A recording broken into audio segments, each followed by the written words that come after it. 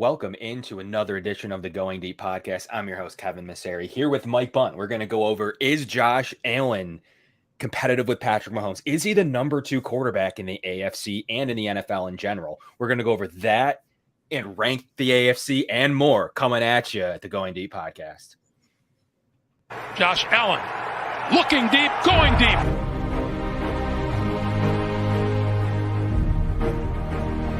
To me, talking about the Bills, what else would you rather be doing? We're hoping to add a new dimension to the Cover One network. Slings it deep downfield, and it's caught inside the 20. Right now, I just want to talk about this championship level. I've never had a championship caliber team to talk about.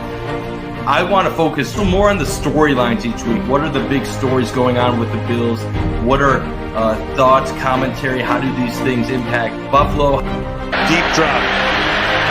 Deep throw, and it is hauled in for the touchdown. Allen deep to the end zone and caught for a touchdown. Play action. Allen, deep downfield, wide open.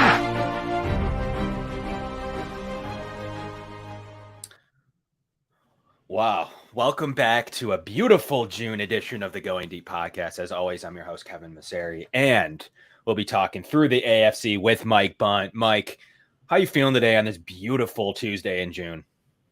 I'm feeling great today, Kevin. It's a wonderful day outside. I'm wearing my Hamilton Tiger Cats Johnny Manziel jersey right now. Football is back up above the border, so back going on. So it's a good time to be talking some football as we finally get to this quiet period of the NFL offseason in between mini camp and training camp. Yeah, we've gotten some blessings of really great news. I mean, the Bills have keeping it focused. They're keeping it going, like the whole Stephon Diggs story, which we touched last time on the show. So go check out our thoughts on that as we kind of enter in. What can this roster be and what can this roster do to be competitive in the AFC? Where are the holes? We're going to do an AFC East special here in a couple of weeks here in July. So looking forward to that one. Maybe we'll bring in some AFC East guys. I got some great ones we can bring on for that, Mike. But as you kind of look at it, the all encompass of the whole of the AFC and across the NFL, I wanted to hone in on this is a good topic because Josh Allen's a Madden cover, and I don't really care as much about that as I do. Where does the player actually rank in the AFC and the NFL, Mike? So we're going to kind of start there on a holistic standpoint of how far is. I want to start at the top. Number one is Patrick Mahomes. I don't know that Mike's going to give me much of a debate. How far is the gap, whether you have Allen or Burrow, or I guess I don't know who else would be there. I don't think there's a real competitive argument for really anyone else. How far is that gap to Patrick Mahomes in your mind, Mike, as these teams and these quarterbacks try to chase who might be now the best player in the league, as well as maybe the best player to play the sport? So if you're talking talent gap, what is the difference between Patrick Mahomes and Josh Allen? There isn't much of a gap in talent, but if you tie everything together, intangibles, clutch factor, ability to make the big play, not only to win a regular season game, but do it when it matters in the postseason, that's where there's a little bit of a larger gap.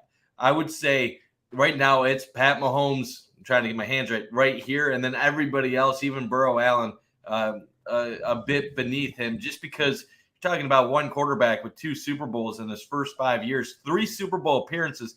He's never fallen short of making it to the AFC Championship game. And while wins might not be a quarterback stat to some, you still have to give him the credit for carrying that Kansas City team on his shoulders throughout the first 5-6 years of his career. But talent-wise, I would say that Allen, Burrow, they're not that far behind Mahomes. They just haven't accomplished what Mahomes has accomplished. That's a good way to put it, Mike. What's really interesting to debate is you mentioned one thing that I want to touch on is quarterback wins. And it's something that I go back and forth with. And I'm very much as far as you can be on the camp that quarterback wins are a stat.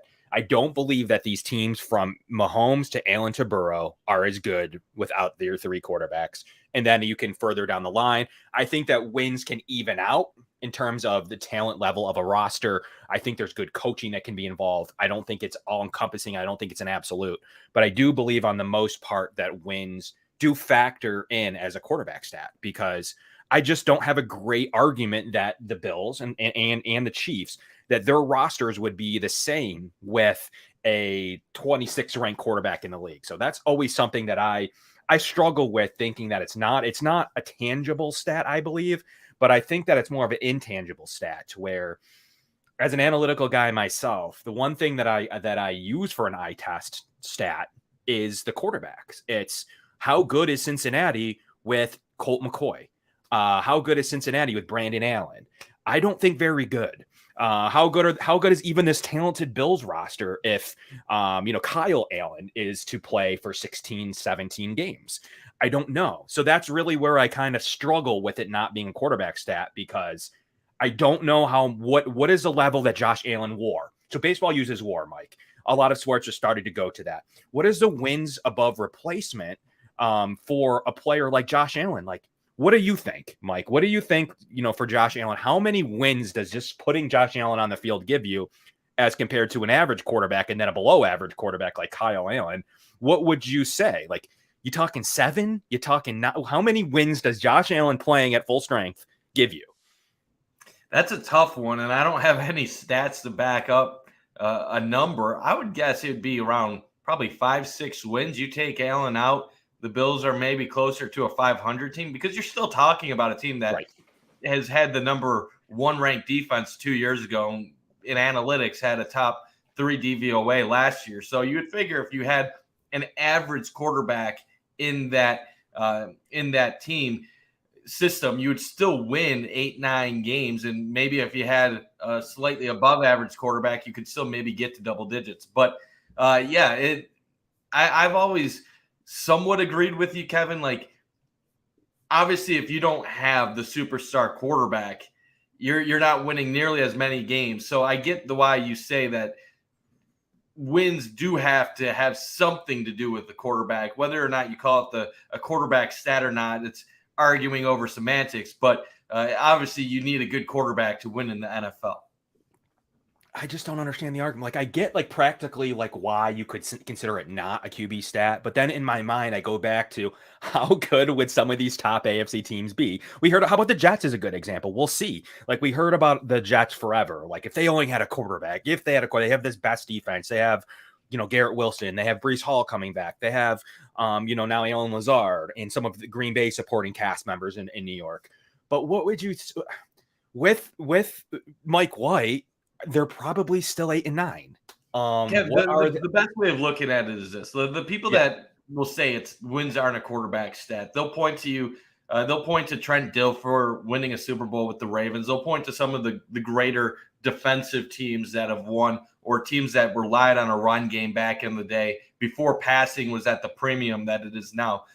Let's be realistic. Wins has always been a team stat for most sports that are around. But for whatever reason, you assign it to a certain player. A pitcher in baseball could win 20 games with a 2.5 ERA, or they might win 20 games when they played for the Yankees with a 5.0 ERA. There's a lot of factors that go in. Same with goaltending and soccer and hockey. You could be the greatest goaltender in the world, but if you play in front of a horrible roster, you're going to lose a lot of games. So Yes, at the end of the day, wins, losses, team stat, but your quarterback is going to have overwhelming the highest impact on whether you get the win or the loss at the end of the day. Yeah, and a lot of the examples, whether it's Flacco, who was pretty good in his prime, whether it was some of the Dilfer years or a couple other quarterbacks, they had elite defenses, and then number 2, those was in a defensive era. It was a different era of football. So for me, it's a matter of, does it really affect what the team performs? I do. Like, look at, you use the baseball example, Aaron Judge. He is out with a turf toe injury. The Yankees can't get out of their own way. They can't get out of their own way without 1/9 the MVP of the league. And that's an analytical sport where it's a complete team sport. It's kind of the same thing to me here, where it's a matter of the intangibles that player brings. there's only a few examples, maybe San Fran, who has middle tier quarterback play, and they got a lot out of Brock Purdy and Jimmy Garoppolo in his day. Jimmy Garoppolo wins football games. That's the funny part. Jimmy Garoppolo wins football games. We'll see what he's able to do this year if he's even on a roster with Tom Brady running the show. So it's going to be interesting to see what he looks like outside of that San Francisco model. But will he even be on a roster? I don't know. That's such a weird contract, Mike. To me, like why he would agree to that contract, I don't know. Like why his agent would say that, like agree to that injury clause. Super weird scenario there. But the Bills do play them early on in the season, so it'll be very interesting to see how that looks. But as we look at, let's start with the NFL's quarterback tree. I want to start on the NFC side because I think it's a little clearer. Where do you, on the NFC side, you have Dak Prescott, you have Jalen Hurts, you have them all basically in a similar division, in the same division.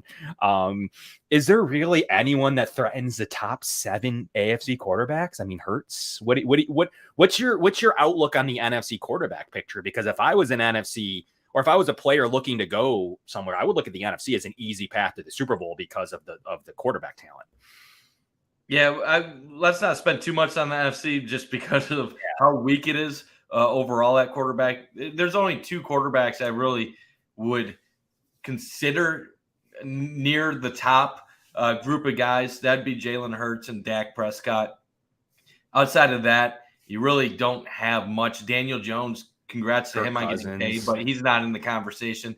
The NFC South, we'll see how things turn out with some of these young rookie quarterbacks and some of the guys that are scattered throughout. But there really is no one in the NFC that is fighting for the top tier. Kirk Cousins, congrats to him on, I guess, being around a top 10 quarterback. But yeah, I would say Jalen Hurts is the one guy that can maybe play his way into that top 3, top 4 discussion, depending on how things work out with Philadelphia going forward. It still remains to be seen how much of that is a product of scheme and the players around him, or how much he's bringing to the table. I think we all know Dak Prescott is good, but not at that elite top 5 mark in the game. So really in the NFC, I don't have anybody that's on the level of what I have Pat Mahomes, Burrow, Allen. Yeah, I didn't mean to touch too much on it, but I agree. Like, really, you could make an argument behind Hurts. It could even be Matt Stafford. Like, if he's back and healthy, like he is probably competitive enough to be maybe above Dak at full strength. And if he is still, we're talking about like Jared Goff being one of the better quarterbacks in the NFC. Like, that's what we're looking at. Like Jared Goff, Kirk Cousins, Geno Smith, Matt Stafford, maybe Bryce Young in Carolina if he ends up developing quickly. So it's really not a top crop of quarterbacks overall. No. Yeah, so as we kind of pivot to the AFC, this is where it gets interesting. As we just talked about to start the show, Patrick Mahomes, I don't think there's much. You can't really make a debate, at least right now, over anyone close to him. The gap might be there. You can analyze the gap there, but right now it's easily Patrick Mahomes. So let's move down the list. To me, Josh Allen has the natural talent, the skill set, kind of the moxie. He is my quarterback too. I think he's had to do more with less for the majority of his career. He's had Diggs to play with recently, but really what made him special was his ability to elevate players. Where would Gabriel Davis be on a different roster? That's a great question. Would Dawson Knox have developed into a tight end? Really a playoff machine. A lot of people don't talk about Dawson Knox playoff statistics and what he's able to do in improv situations. So maybe just a good fit for Josh Allen. What he did with John Brown and Cole Beasley elevated their games. And just, a lot of people like Khalil Shakir because they think he can be the next slot receiver here in this. And for nothing more than Josh Allen looked to him late in the season. Like Khalil Shakir, we started off on Khalil Shakir Mike early on last year. And it just seemed to be that growing kind of niche market of Khalil Shakir to where people think like, I mean, you give 7 untradeable players, and I feel like Khalil Shakir makes the list for some people. That's kind of really where he's wound up. Like, if you think about it, people like Khalil Shakir. So I think that elevation by Josh Allen is so important. And then everyone's talking about Sherfield and Hardy and a couple other guys because of the potential of what they could do with this quarterback, Mike. I don't think it's much debate. I have numbers galore. I have some numbers I can bring up against his competitor probably for the number 2 spot here. But to me, it's Josh Allen and then it's Joe Burrow as number 3. And then I think the debate gets more and more interesting as you go down the line. That's what I have, Mike. What's your opinion? So I don't want to annoy any Bills fans today. I don't want to fight a battle that I'm not prepared to fight in right now. I'll have Josh Allen as number 2. What I will say is I think there is a healthy debate for who is number 2 between Joe Burrow and Josh Allen at this current moment. And I do think there is a group of guys that you can make an argument are able to enter the conversation depending on how they perform this year and could play their way into that number 2, number 3 discussion. So first off, why do I have Allen ahead of Burrow despite Joe Burrow and the Bengals defeating the Bills last year in the AFC divisional? My answer is I think Allen is a more rounded quarterback overall with what he brings to the table. He might not be as consistent as what a Joe Burrow is. He might not be the quarterback that you wanted back in the 90s or 80s who's going to just stand in the pocket all the time, be accurate on time, break down defenses. But Allen brings everything. His running game is a tremendous asset. His arm strength, his ability to improvise. Like you said, he's elevated players that have come to Buffalo. I think Allen at his top level is on the same tier as Mahomes of what Mahomes can bring when he's at his best. Allen is a guy that I think can make plays out of nothing. Burrow is more of a guy that lets his players make the plays. Now, that's nothing wrong with Burrow. I think Burrow is tremendous and deserving to be in the conversation, but I'll give the slight edge to Allen because of his playmaking ability. Now, what I will say, Burrow has an argument. And his argument comes down to he's advanced further in the playoffs. Now, his playoff stats don't match up to Josh Allen's playoff stats. If you look at just individual statistics and box scores and stuff like that. But the fact that Burrow has gotten to a Super Bowl where he advanced past Kansas City on the road in an AFC championship, then defeated the Bills on the road last year in the AFC divisional and nearly took down Kansas City again in the playoffs, which would have been his 4th win in a row over Pat Mahomes. That does mean something. I feel like this is similar to what the Manning-Brady conversation was for a decade and a half, where everybody would look at Peyton Manning and they would say, you know what, he's the better quarterback. He's the guy that stuffs the stat sheet. He's maybe the greatest of all time. But Brady just kept winning, and he got the Super Bowls. He would win the head-to-head matchups the majority of the time. And Brady ends up retiring with 7 Super Bowls, and we're really not having the Manning-Brady conversation anymore. So when it comes to Allen versus Burrow, while I think Allen is the better player overall, at some point, Allen's going to have to prove it in the playoffs, or else Burrow will eventually surpass him in this conversation because Burrow has shown he can advance. And then one quick thing, Kev, I know I'm on a little bit of a tangent. Guys that can enter this conversation are guys like Trevor Lawrence, Justin Herbert. Can they play their way into the 2-3 conversation? If either of them have a tremendous statistical season like a Burrow or an Allen, and they can get their team to a Super Bowl or an AFC championship, those are 2 guys that can be in this conversation in a year or 2. And then there's always Aaron Rodgers. I know we're all looking down on him because he's 40. He's on the Jets. He's coming off a down season. If Rodgers has one of his Green Bay-like seasons where he throws for 35-plus touchdowns, even at his current age, you might need to re-put him at that number 2, number 3 discussion because we are talking about a guy that won back-to-back MVPs just 2 years ago. Yeah, I mean, that cliff comes and it comes fast when you're a certain percentage retired. We'll get into more Rodgers and the AFC East. I think that is going to be a great show for some of my ammo and fire we'll utilize in that show. But just real quickly, I wanted to highlight playoffs are when it matters. I've been told that's when it matters, and Josh Allen is better in almost every other statistical category in the playoff. 20-6 touchdown to interception ratio, 2,300 passing yards, which is 500 more than Burrow. His rushing is, going to obviously be 417 to 100 yards. So there's a big difference. Yards per attempt is up. Yards per attempt. Quarterback rating 6th all time. 7.2 adjusted net yards per attempt. 4 games with 300 plus passing yards. 3 games with 3 plus passing touchdowns. None for Burrow. I think when it matters most, I think the biggest claim that people have here is that he does well against. You just mentioned it, against Patrick Mahomes. That is one of his biggest, and then the W in the snow against Josh Allen, and so he does seem to his team. So this might be a counter to Kevin's point of our wins a quarterback stat. Maybe this is your argument against me would be, well, his stats aren't all that great. Lou Anarumo shows up when it matters. He seems to put these game plans together against both Patrick Mahomes and Josh. The one time against Josh Allen in the playoffs. So that's really what's an interesting point of the counter to me would be, well, those are pretty good stats by Burrow, but they're not elite.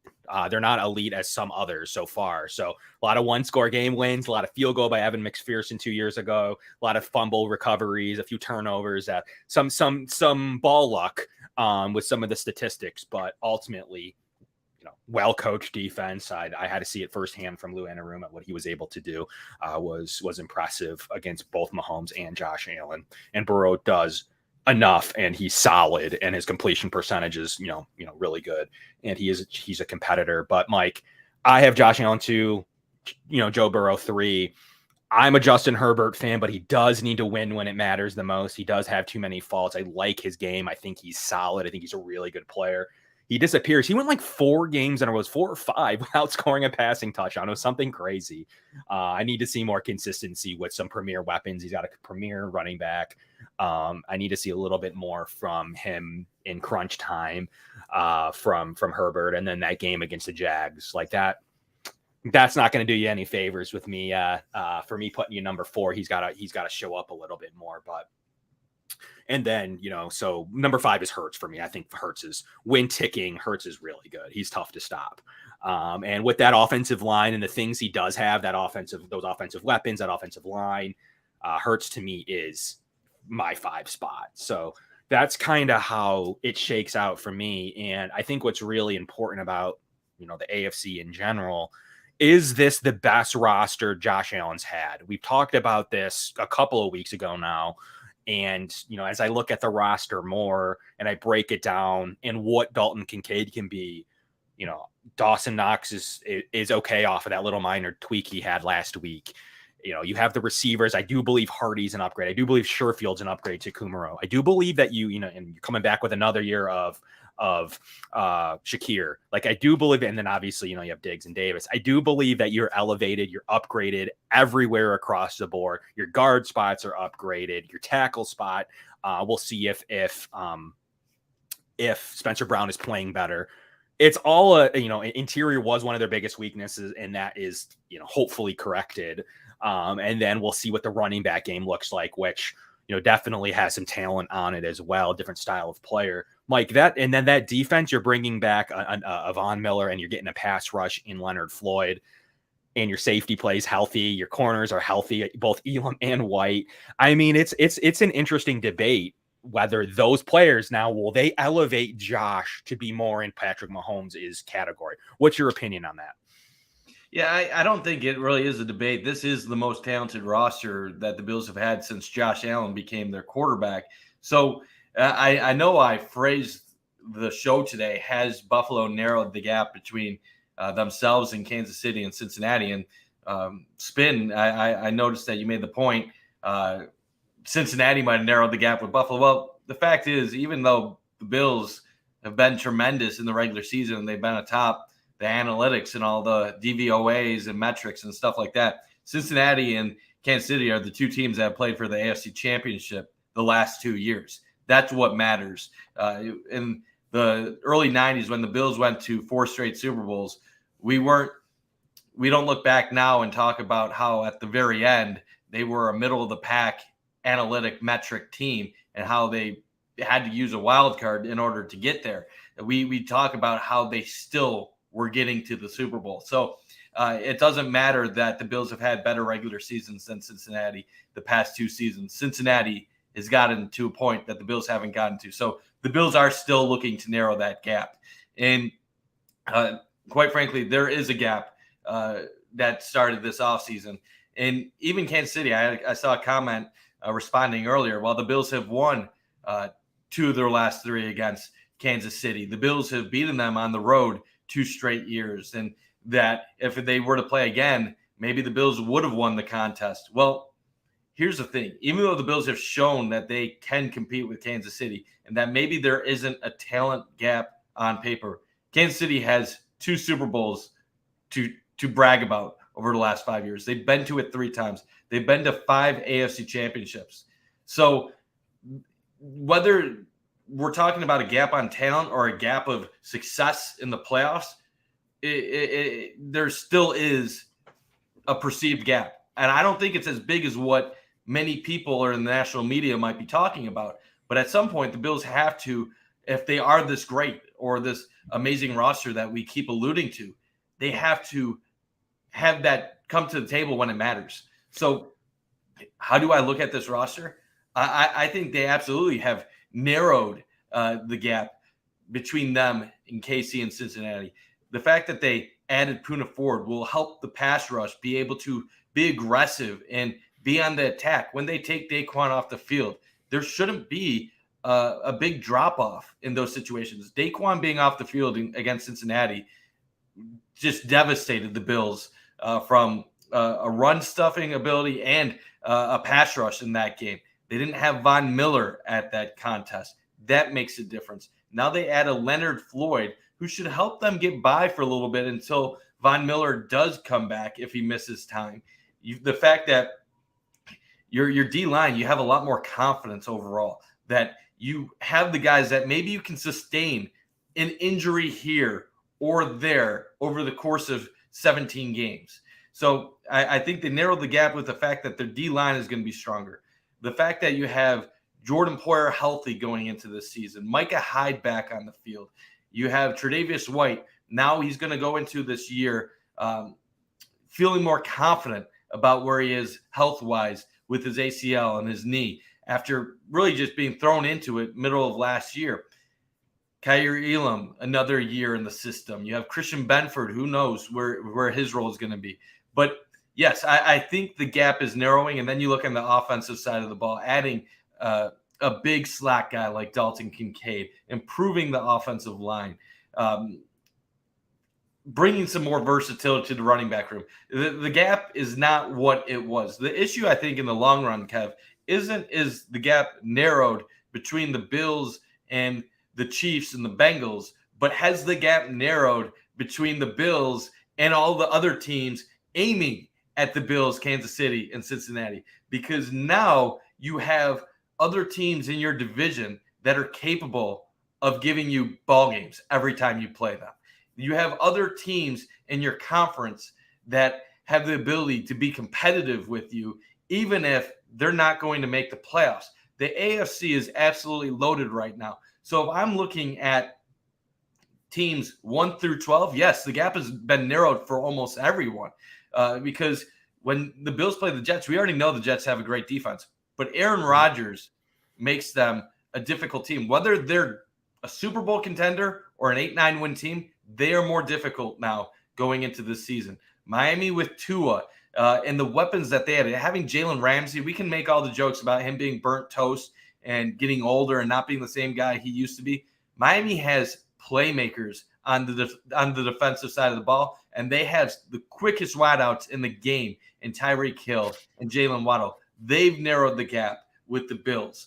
And even you go to the other divisions, the fact that Denver Broncos have Sean Payton as their head coach going forward, the fact that the Cleveland Browns have Deshaun Watson, who's going to have an entire year now. The Pittsburgh Steelers, even with Kenny Pickett, they found a way to be around 500 last year. Lamar Jackson, will he be healthy for an entire season? He has some weapons. So, yes, I think the Bills are closer to KC and Cincinnati, but the Bills also have to watch over their back because there's a lot more teams that are closer to them than what they've faced or encountered over the past couple of years.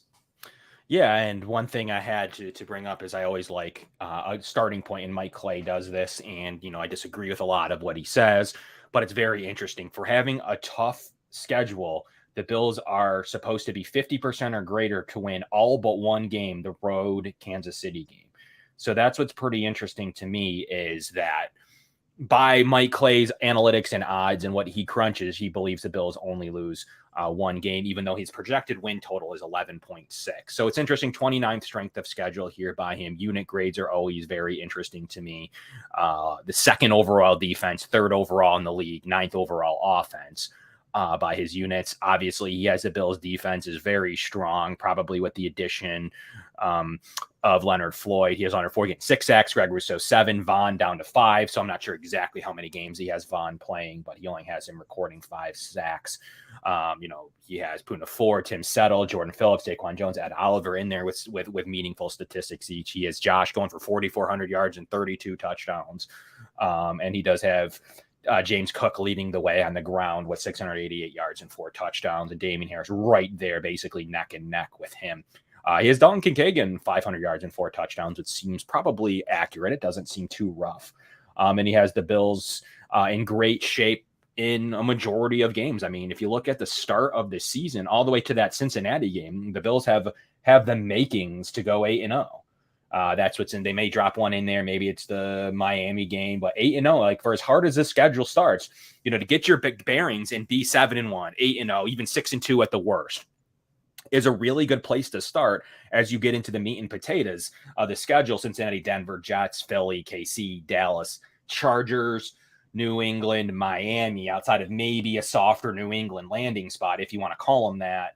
After that Tampa game, that is a very tough, if all those teams are healthy and they're as good as people say they are, that is a tough final 8, but it's really great to get off and running, to be in a position to see if those teams are actually as good as people think they are. And the Bills starting hot would be more important this season to me than any other season. I need them to start hot, Mike. So there isn't much to be said for even negatively looking at their first 8, negatively 6-2. I can't see much worse than that. So what are your takeaways from kind of what Mike Clay's saying? I kind of agree with a lot of this, Kev. As far as the schedule, I've been saying, I know when we did the Pick'em show, I went 13-4. Realistically, with this strength of schedule, with the difficulty of opponents that they face, I do think probably more likely 11-12 wins this year. I don't think that's even a bad thing, given the difficulty of the schedule they're facing. We all forget just 2 years ago when they went to the AFC divisional and obviously 13 seconds happened. They went 11-6 that year, and there were ups and downs. They were 7-6, 13 games into the season. But when it came to the playoffs, they had a team that was poised, I think, to win the Super Bowl had they not had the meltdown at Arrowhead. And I look at this team. If you win 11, 12 games with this schedule, you are one of the best teams in the NFL. You are a top 3, 4 team. Now, you're probably not getting the 1 seed, Kev, if you go 11-6 or 12-5. But I do think you would end up being probably a 2 or a 3 in that scenario, more likely than not a 2. I think 6-2 through the first 8 games is probably the worst case scenario for this team. As far as like win-loss record, I don't think 6-2 is like a horrible spot to be in. But I really don't think it's that tough of a start, Kev. You look at it, the Jets game, say that's a coin flip. Okay, difficult game right off the bat. You're playing Aaron Rodgers, Monday Night Football on the road on 9/11. That could go either way. Vegas, Washington, I'm looking at those as what should be 2 pretty easy wins, in my opinion. Miami, I feel confident that the Bills are at worst going to split with Miami. I think they'll get a win there. Say they split Miami-Jacksonville. After that, I don't see them losing against the Giants, Patriots, or Buccaneers. I think that a lot of people are going to talk up the Giants game. I think the New York game on Sunday Night Football is going to be one of the easier games on the Bills' schedule this year. The Giants are a nice story last year. Brian Dable, respect him for guiding them to the playoffs, but I really don't think they are one of the better teams in the NFL. And I don't see Daniel Jones getting tremendously better overnight. So, yeah, I think much of what Mike Clay has here for his projections are close. He typically is a little bit more conservative with stats. A lot of the fantasy guys are. That's why we're seeing 31 touchdown passes, 13 interceptions for Josh, and then 6 touchdowns on the ground. His numbers in previous years would tend to make you think he'll be higher than that. He has been averaging 36 touchdown passes the last 3 seasons through the air, and then on the ground as well. We're talking about 8, 6, and 7 the last 3. So he's been a guy that's been 40-plus touchdowns pretty consistently of late. So I think these are all fair. And if they end up 11, 12 wins, I think we should be happy at the end of the season. They got to get done in January, Kev. That's ultimately all that matters. The only reason why we're even talking about a gap right now is because of the postseason failures, the falling short in January. It has nothing to do with September through December. Bills are easily one of the top 2-3 teams in the NFL over the course of the last 3 years during the regular season. But that doesn't matter anymore. They have to get it done when it counts the most. Yeah, and let's talk about comparison to last year is what I want to do, because I keep hearing about the schedule. I keep hearing about all these different factors. Mike Clay projected 12 wins on the nose last year for the Bills. They received 13. So he was pretty spot on. He said the Bills had a 70% win probability total last season in any game combined. This year, 68%. So that's like more of a strength of schedule stat. The Bills have a 68% win probability averaged up over all of their games, and 70% last year. The opponent's offense is 343 potential points this year, 363, 20 points better last year were teams' offenses that the Bills are supposed to face. The biggest difference is Mike Clay does not believe the Bills will score as much this year.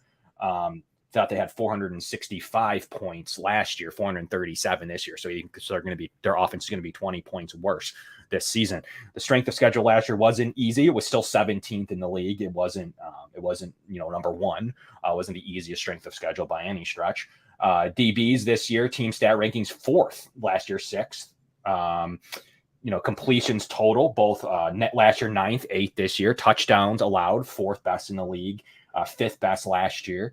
Interceptions this year, they're expecting to be the 11th best in the league. They were 17th best projection last year, and sacks were projected toward the bottom this year. They've increased it up to 20th overall. So that's a pretty interesting perspective. Defensively, they believe that their interceptions will be top 3 in the league. So I think there's a lot to say about a lot of the different factors. Defensively, they think they're better this year. Similar overall. Offense, they feel was a little bit better last year. But if you break down the positions, they think with the addition of Rapp and where the corners are at, the DBs are better. Outside off-ball linebacker took a little bit of a hit, obviously, with the loss of Edmonds. They feel edges a couple ticks better. They feel total interceptions this year are going to be a lot better. They think O-line plays better this year. Tight end, obviously, with a huge tick up with Kincaid. Receivers are equal this year, even though I could argue that one. And running backs take a big tick up this year, 1.6. Actually, last year they were 1.1. And they believe Josh Allen is better at a 3.9 than he was last year at a 3.6. So in every other factor but off-ball linebacker, Mike, to our earlier point today, they believe advanced analytics and Mike Clay's fantasy stats and everything else believes that the Bills are better pretty much everywhere across the board and not taking much of a win probability hit because of the increased depth of the team. What do you think? Kevin, it's undeniable. And I know that if you're a Bengals fan or you're a Chiefs fan, you're watching the show and you're thinking these are just a few Bills homers that are just going to say Mike Clay doesn't like the Bills much. I'm not talking about Mike Clay. I'm talking about they might claim we're homers because we I know podcast and we're being positive about them. But the fact is this: the spots that they were weak at this offseason, they addressed. The one spot, like you said, where they really got hit was middle linebacker with Tremaine Edmonds leaving. But we can go over it nonstop. They added Poona Ford, they added Leonard Floyd, Taylor Rapp. You draft Kincaid, Osiris Torrance. You bring a few running backs into the room. You sign Connor McGovern, David Edwards at depth. They addressed the big areas of need.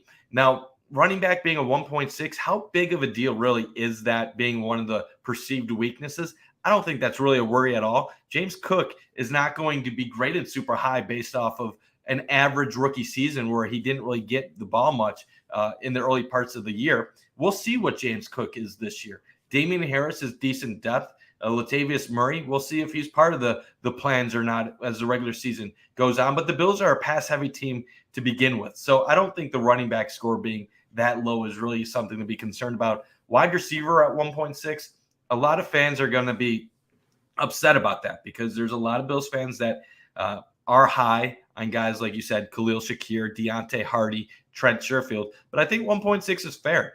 You really only have Stephon Diggs as your big known commodity. Now, I could have seen them a few ticks higher, maybe a 2 in Mike Clay's ratings, because I don't think Gabe Davis is as weak as what the perception of him is. I know that he has some weaknesses. I know he's coming off not the best year. He didn't live up to the expectations of the fan base or outsiders. But I do think that sometimes when a guy like him might actually hit this year where there isn't all those expectations.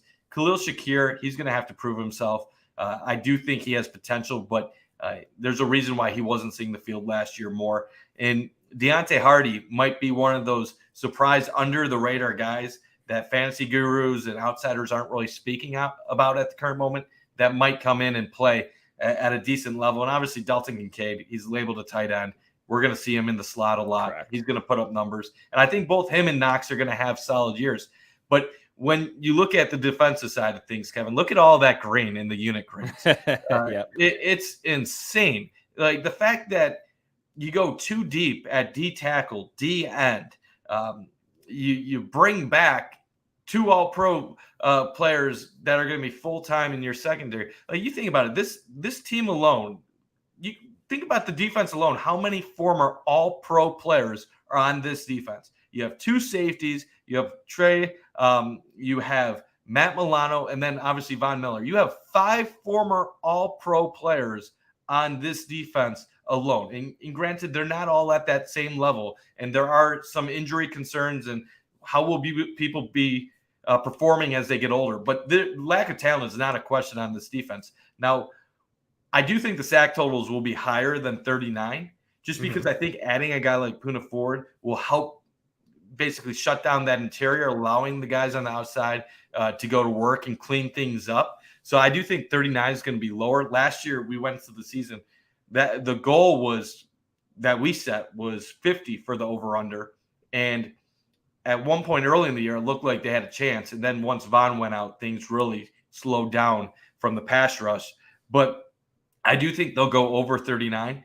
But the question I'm going to toss to you, Kev, looking at all this information right here, looking at the positional groups, what do you believe is the most improved unit on this team? Because I have an answer for you, but I want to hear what you say first. Yeah, it could be interesting to kind of wrap up. I'll get at your answer in a second to wrap up that overall. It's 43 total sacks there at the bottom, basing, with including the DB sacks from Mike Clay. And he is saying I'm above that too. I said 39. Yeah. I'm above 43 as well. Yeah. Third overall, though, the Mike Clay does. So, realistically, that means most of his projections, maybe beside the Eagles, are pretty conservative. That 43 would be third best in the league per projections.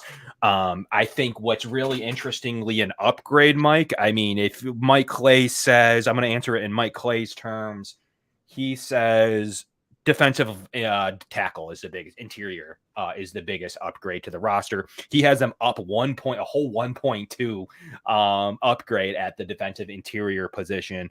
Running back, he feels they upgraded a pretty good amount. Tight end a little bit. Let me see. Yeah. So overall, it would be the defensive tackle position that has the biggest upgrade from Mike Clay. That's realistically just the addition of Poona Ford. That's the only real addition there as compared to, Brandon Bryant or somebody else. That's really a big upgrade there. So I could What's see your that. answer, though? What's your answer? And when I'm asking, slot receiver is the biggest upgrade to me. Tight end, whatever you want. Tight end, weapon, slot receiver.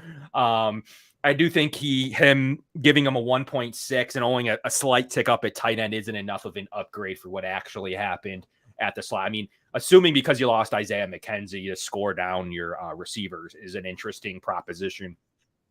I don't love that weakness there. But I mean, per Mike Clay, there would be an opportunity for the Bills to add a receiver too. But to me, Mike, the upgraded position is tight end 2, slot receiver, total depth from the slot weapon position would be the upgrade to me, because that is something the Bills are lacking, and that would be the biggest upgrade. I do think defensive tackle is probably second, though. Yeah, I'm going to cheat here and break some of the rules. Obviously, running back, there were upgrades. Some people would argue that a lot of people were high on Devin Singletary. Maybe Mike Clay wasn't as much in the past. Obviously, offensive weapon in quote marks because of Dalton Kincaid is in the discussion. Defensive line, I think that was probably the one argument I could have considered, because you're bringing in Poona Ford and Leonard Floyd with the rotation the Bills run. Being able to have a player with starting capability 6'1" this year, Mike. 6'1" from the defensive line. Last year they would have been a 4'6", so a pretty good upgrade. I definitely think that defensive line is in the conversation, but I said I was going to break our rules a little bit. You know how we don't like to, when we answer this, we're normally talking about newcomers. We're not talking about players that were already on the team due to injuries. I have to go corner, the defensive back room as the biggest upgrade on this team, because when you think about it, Kev, let's be real. Even though they wouldn't show in these numbers that they're drastically upgraded, Micah Hyde did not play 95% of last season. Jordan Poyer was dealing with the UCL in his elbow. Then he was dealing with a bunch of other injuries. Honestly, I give him credit for even being out there after all what he was going through last season. Trey White not back until the second half. Didn't have time to really amp up and have time preparing for the season. He had to just be thrown into it late in the season. There was time when Dane Jackson was out of the lineup, when he was being relied on as a starter. They didn't have the faith yet in Kaiir Elam to have big time snap counts in moments. Yes, he did see the field. Yes, he did play. And then even Christian Benford, when he started getting things going, he got hurt and then he missed games. I look at this DB room right now, Kevin, and you have Hyde, Poyer, you got your all-pro safety duo back. And yes, they're getting older. That's the best safety tandem in the NFL when they're playing their ball. We'll see what they are. I'm not going to guarantee that they're going to still be at that level, but I still expect them to be pretty damn good. Now you have a cornerback room where you feel like even if Trey isn't the elite version of him that we have grown accustomed to, I still expect him to be pretty good. If you have Kaiir Elam take any jump at all, I'm going to feel pretty good about having those two guys at safety, those two at corner. You still have Taron Johnson as your nickel corner. You have Taylor Rapp as depth. You have Christian Benford at cornerback depth. You still have Dane Jackson as a 3 or 4 corner, assuming that Benford or Kaiir Elam go up and get that job. Kev, with this defensive line being much improved, it should be feasting season for these DBs. It's night and day what the Bills were dealing with last year, where you think about it, their secondary was exposed at times with the lesser talent out there. And then when Von goes down and the pass rush starts going away, things were really difficult for the Bills defense at the end of last year. They had a lot of disadvantages. If they can get the D-line to play the way that they should, and with the guys back in the secondary, and then you have Matt Milano coming back, it should be a nasty season for this defense as a whole. Yeah, I completely agree with you. And I do believe that DB is a good add if you're factoring in the difference between who played in the Cincinnati game to who's going to potentially play week 1. And I agree that the upgrade difference, and I'm not even talking about Cam Dantzler, a guy that I think could come in and compete too. Really like Cam Dantzler, guy liked out of the draft process. No idea why Minnesota let him go on his rookie contract. Made virtually no sense at that salary level. But to come in and to take away potentially from Dane Jackson is going to be very interesting to me, because I do believe Cam Dantzler is a solid football player. Now he's got starts to play. This isn't a UDFA. This was a top third round draft choice. That's going to be a player that can compete in this league, has proven to play against some of the top receivers in the league. Very interested in that signing. Yet another potential Brandon Bean gem. We'll have to see in training camp, which would further and I don't believe that Dantzler was considered yet on the Mike Clay rankings either. But he is someone that I'm watching pretty closely as a guy the Bills got an extreme value on this year at the vet minimum as a 25-year-old. It isn't a guy that's 32. It is a guy coming off of his rookie contract to one where Minnesota just didn't feel the need to retain him. So he's someone that I think furthering that depth as an actual depth talent at the corner position. I'm very interested to see as he's not even technically 25 yet, 89th overall pick in 2020. So as a guy that I really liked. So he's going to be a fun addition as well to the roster. Kind of went under the radar, Mike, with the Cam Dantzler signing. We didn't talk about it too much. I didn't see it covered too much. I'm sure some people have been talking about it, but a very interesting addition at this point. And a guy who's played, 500 snaps throughout the course of his career and was, basically a starter and had a really good 2020, 2021 for the Minnesota Vikings. So I'm watching out for him at 6'2", 185, a guy that has shown me a little bit at the corner position. And I'm very excited to see his kind of talent compete against the Dane Jacksons of the world as well. So he's another name to further your point of a guy that they kind of signed on that minimum deal. So interested in the DB unit as a whole, Mike. The one thing we didn't just talk about though is O-line. Don't you feel like the interior though took a big boost? 100%. Yeah, 100%. Kev, they could have put almost anyone in there and they would have gotten better at left guard. And I don't say that to be mean, but Roger Saffold was a tremendous disappointment last year. He graded out as one of the worst guards in all of football. And just look back at the Cincinnati tape. How many times beat within basically a second of the snap? Josh was pressured all day because of interior, and that's the worst kind of pressure too. The in your face, you have nowhere to go. On paper, it looks like the interior line is vastly upgraded. I'm not expecting Connor McGovern to come here and then suddenly revitalize the Bills' rushing attack. He's not one of those guys that is a strong run blocker, but his PFF grades show that he is a solid pass protector and one of the top 15 guards in football in pass protection. So that should be an added plus for Josh Allen. David Edwards, we'll see what we get out of him. Is he going to be someone that's going to be competing for a starter job in camp, or is he someone that is on the squad for depth or even potential trade bait at the end of August if he doesn't make a big name for himself during his time in Rochester?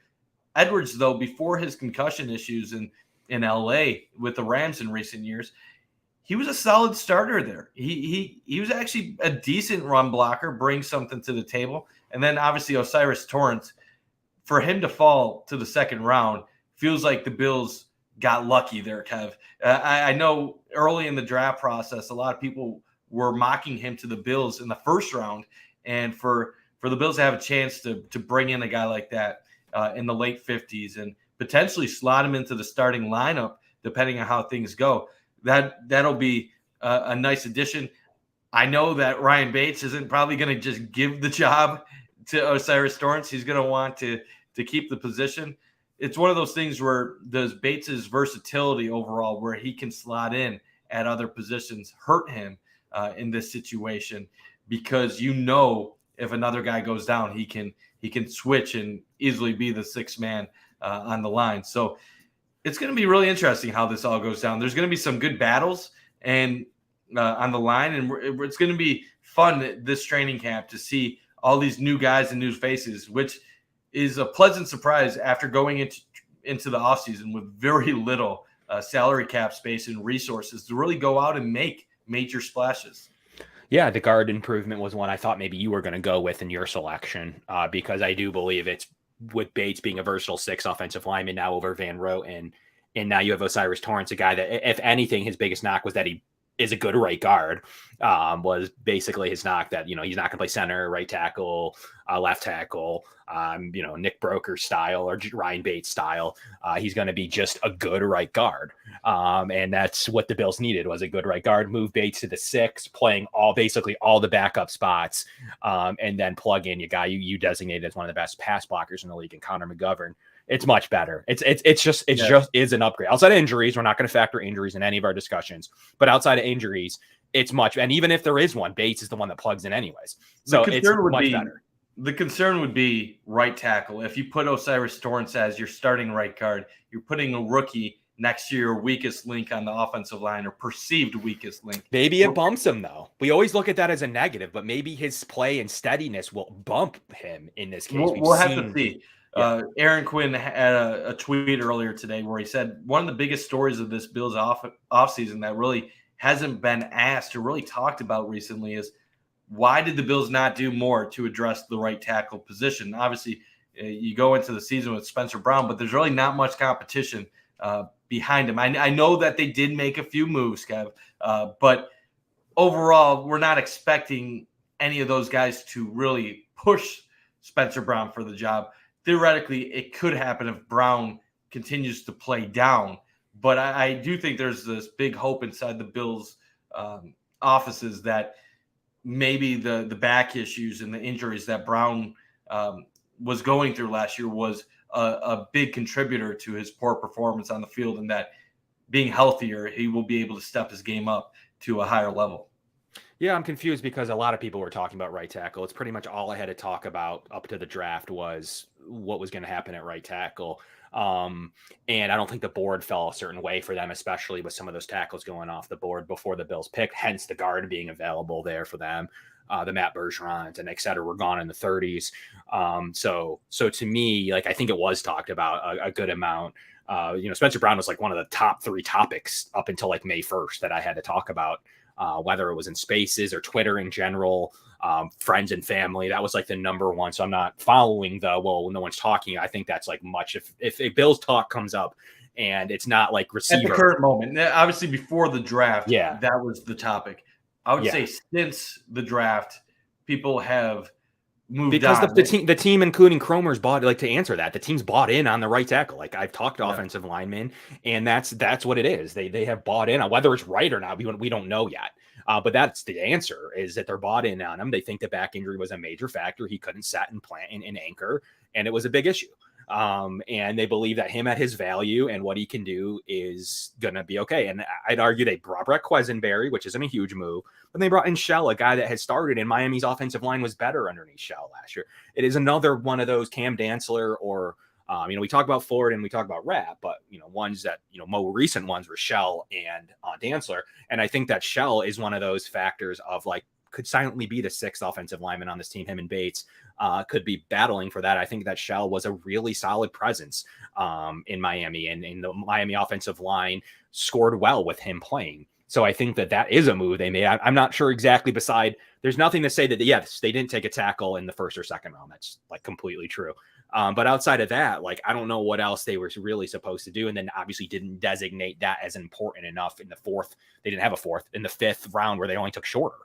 Yeah, I think have the point is, yes, they brought in Shell. Yes, they re-signed Quisenberry. It's not that if Brown doesn't work out that you don't have another option. You have Bates. More so, I think there was people hoping for an upgrade at the right tackle position, where if you put Shell in a game or if you make him the starter, it's more so because Spencer Brown didn't give you what you wanted to see in camp. If you have Quisenberry in a game, it's because you either had an injury or you weren't happy with the other guys that you brought in. So it's if there was one spot on the offense where you're looking at and you're like, I don't feel great about it, probably would be right tackle would be the first position that people would point to. After that, you might look at the wide receiver room and say, I like Stephon, but I really don't know about Gabe, or I don't know about what we are at the slot when Kincaid isn't in the game. So these questions aren't major questions. I mean, I guess Spencer Brown could be a major concern if that doesn't work out well, but Most of the Bills roster, the questions are minor things. You can have minor tweaks, or there's already the next answer for if something goes wrong. Everything outside of outside linebacker, which we know middle linebacker, pardon me, which we know the Bills are kind of experimenting with Terrell Bernard, Balin Spector, and then obviously Tyrell Dodson in the competition as well. Yeah, Shell graded out as a really decent run blocker from weeks 5 to 18. He played pretty much every snap. Well, just 2 sacks, 8 hits. I'd like that to be a little bit lower, only, the total of 4 penalties total. And he played a lot of right tackle and swung it into left tackle a little bit throughout. Had about 80 snaps at left tackle. So I think that it's not sexy. It's not a huge signing. Like, I don't know. I know Poona Ford got most of the hill, but we're kind of sleeping on Brandon Shell as a reserve, as a true veteran backup option to him. To me, like, I think that's a pretty meaningful signing. Like, is it, you're not going to, I've always say this, I say this, Mike, you're not going to go and sign Deion Dawkins behind Deion Dawkins. It's just not going to be a thing. You need your draft picks, 3rd round pick a couple of years ago to work out. And the Bills supplemented it by Quisenberry. If Quisenberry's not the answer, you went with Shell. I think that's more than enough depth. And as a unit in total, now you have Broker and Bates that might play a role in right tackle position, left tackle as well at some point. You have a bunch of different style of tackles there that you can reach to. That's not even factoring in the guard upgrades. So I think, and then Dawkins and Morse. So I it's as much as you can do in one offseason. Like, I think it's the number 1 need next year if he doesn't. Yeah, I'm absolutely with you. I'm not criticizing Bean. I'm not calling. No, I know you're not. Organization. I felt the same way as you. I honestly didn't want right tackle to be the first round pick for the Bills. So I'm happy it played out the way it did, because I do think Spencer Brown might be able to elevate his game to a higher level. I think it's just a fair question for those that do examine the Bills roster and they're trying to figure out where are the holes on this team. I do think that's the one spot that you would point to overall.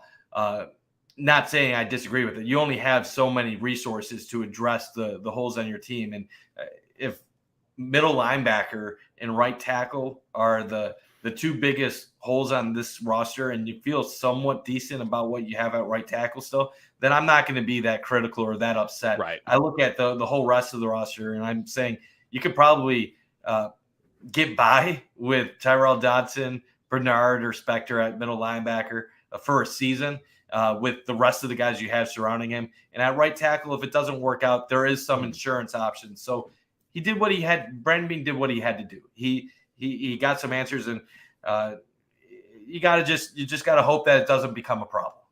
Yeah, and what was interesting, what Mike Clay predicted that Terrell Bernard starts, which is an interesting prediction, and more we're hearing about Terrell Bernard maybe taking that off-ball linebacker spot. 4,601 snaps from Brandon Shell. He's been a starter every single season, just like Quisenberry. I do believe that's going to be a nice battle behind Spencer Brown, one that I feel okay with, because the whole idea is, like, you need Spencer Brown on his 3rd round pick salary and his production and his RAS and everything else that he does have working for him, and that back injury being cleared up, to figure it out. And that's what I'm thinking about at the right tackle position with liking. I do like the veteran Hopkins. Von Shell always finds his way into the lineup. He's a really good run blocker throughout majority of his career and has some good pass blocking moments. Last year was not his best pass blocking, but he has some good moments in his career. And, a guy that can generally keep the penalties down throughout points, and more recently in his career too. So it is going to be an interesting thing. And I feel pretty comfortable, and I'm interested to see what Bates and Broker can do too at the right tackle spot, if they factor in at all. So that's going to be an interesting training camp thing to follow. Question. What's the answer if Vaughn or White only 50 to 60% of themselves? Dane Jackson, and cross your fingers on D end. Well, DN, they just double down with Leonard Floyd. They have Greg Rousseau. They're hoping for more from AJ Epinesa, who had, silently had 6 sacks, as well as Boogie Basham. So there is, and Shaq Lawson, there is some defensive end talent there. That's what we just talked about earlier, that we think they didn't just hold their breath. They went out and got Leonard Floyd for this exact reason. Him and Greg Rousseau are a pretty good insurance policy with Shaq, Boogie, and AJ as rotational guys. There's a lot of talent there still. And I think corner I answered earlier. I mean, the answer is to White. I think White is said to be looking as good as ever and back to corner 1 status, top 5 in the AFC potentially. I like guys like Cam Dantzler. He is a potential. If he is not back, I think you could see Cam Dantzler and a guy that I think you mentioned, Christian Benford, a guy that the Bills really, really like. I mean, he's a guy that plays everything, that earned a job over others in this exact scenario last year and then facing injury himself. But Christian Benford earned a job early and often last year. So you got Benford, you got Elam. Obviously, you have the slot covered in Taron Johnson. You have Taylor Rapp popping into the slot as well if needed in dime situations. And then, my guy, Cam Dantzler, coming in as well to provide right cornerback depth. He's played a lot of right corner in his career and has a lot of snaps there. So I think if Trey White's out right corner, comes Cam Dantzler. And then lastly, sure, Dane Jackson is still in that mix and a guy that is trusted within Brandon Beane and Sean McDermott. So I do believe that they feel pretty comfortable. Will they go and address it more this summer if something's needed? Yeah, they obviously will. But I really like Cam Dantzler as $1 million player. And Saran Neal is such a benefit to special teams that I even can't have him off my roster. Maybe if the Bills need salary, you can, but he's such a bonus there, and they have him in certain subs and trying to the Kelsey thing, and he has got certain bigger physical players, and they have him in those kind of settings, even though he got absolutely cooked by Juju Smith-Schuster last year in a mismatch. But they have him in that setting, in that big slot setting. Will he be replaced by Rapp and then making him expendable in the special teams ability? I think it's very possible, especially with Cam Dantzler being a guy, and if they still like Dane Jackson. So there's some mix and matching that can go on. And something we didn't talk about, Mike, a full season of return from Nyheim Hines is an upgrade as well. Mike Clay thinks it's double the return yardage for a full season of Nyheim Hines, both kick and punt, this season over other teams. So will special teams take a boost, still having some core special teamers like Matakevich and Neal, and others on the roster, including Nyheim Hines, Gilliam, what will that look like this season as a core special teamer? So with all that being said, Mike, that's going to be a wrap on the Going Deep podcast for this beautiful Tuesday edition. So we have next week, we're going to be breaking down some awesome stuff that I have planned. The following week will be July 4th. So we'll see what we do for that date, as we don't, we will respect the holiday there, Mike. So any final thoughts on any of the things I just rambled about? Yeah, I'm kind of with you. And honestly, defensive end and cornerback, if Vaughn and Trey aren't 60, 70% of what they are, those are two of the positions that we just mentioned all show that they have addressed. They have depth at. So yes, they won't be the elite level guys that you would have if Trey or Vaughn can still bring it. But I understand what you're getting at, Steve, with some of your questions. Also, what would the Bills be without Stephon Diggs? What's their answer there? Well, you hope and pray if Stephon Diggs is out. There is no replacing a top 5 receiver in football. And the same is for Kansas City or Cincinnati, stuff like that. Yes, Kansas City's answer to losing Tyreek Hill was make the offense more rounded, go to a shorter attack. Don't go all about the deep ball anymore. So yes, you make adjustments depending on what you are facing. So also the Bills defense, they had issues, but that it's more difficult to address things in season when you're having a bunch of guys going down than it is during the offseason when you have the ability to fill those holes and address certain things. So I think the Bills are in a really good spot talent-wise, Kev. I think on paper, this team looks absolutely loaded. As I alluded to earlier in the show, I think if you just put the Bills head-to-head versus Kansas City or Cincinnati right now, I think those are pick-em games. Yep. Maybe I'm wrong. Maybe Cincinnati is a bad matchup for the Bills and they would win 7 out of 10 against Buffalo. But we don't know that. All we know so far is that the Bills got destroyed at home in a playoff game. That's one time that they've played, and Cincinnati had the upper hand. In 2020, in the playoffs, the Bills got hammered by Kansas City. They were controlled by Kansas City earlier in that season as well. Two of the Bills' 4 losses in the 2020 season were against the Chiefs. And what happened the next year? The Bills went on the road in Sunday Night Football, and they beat the Chiefs. And then they had a playoff game that they should have won. Then they played the Chiefs again on the road in 2022, and they beat them again. So one game doesn't mean that you are suddenly way behind the curve when it comes to talent, when it comes to ability, when it comes to what you can accomplish. I think the Bills are right where they need to be. The only major concern I have is that there are a lot of other teams in the AFC now that are closer to the top three than what the past few seasons are. So it's not going to be as easy of a road to get to that point. In past seasons, like last year, the Bills won 13 games, and Miami, what were they, 9-8, second in the division, 4.5 games back.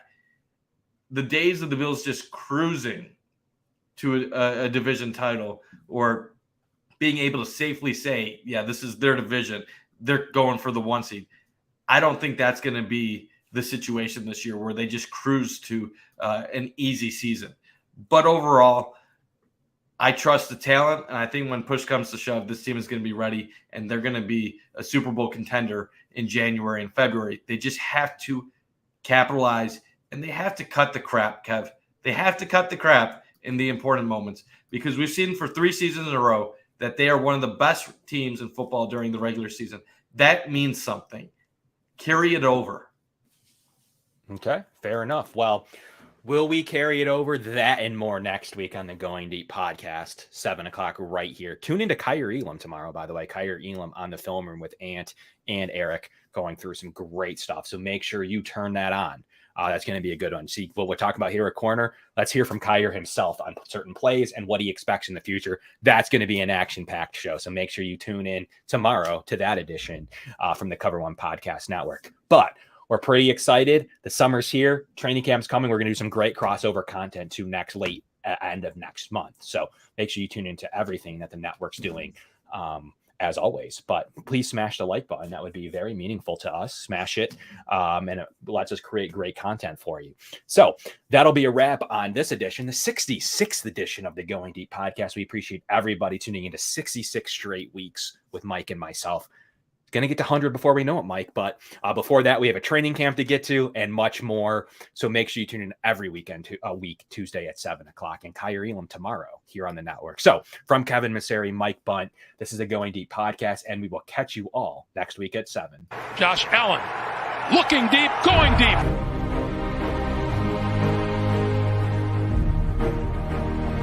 To me, talking about the Bills, what else would you rather be doing? We're hoping to add a new dimension to the Cover One network. Slings it deep downfield, and it's caught inside the 20. Right now, I just want to talk about this championship level. I've never had a championship caliber team to talk about. I want to focus more on the storylines each week. What are the big stories going on with the Bills? What are thoughts, commentary? How do these things impact Buffalo? Deep drop. Deep throw. And it is hauled in for the touchdown. Allen deep to the end zone and caught for a touchdown. Play action.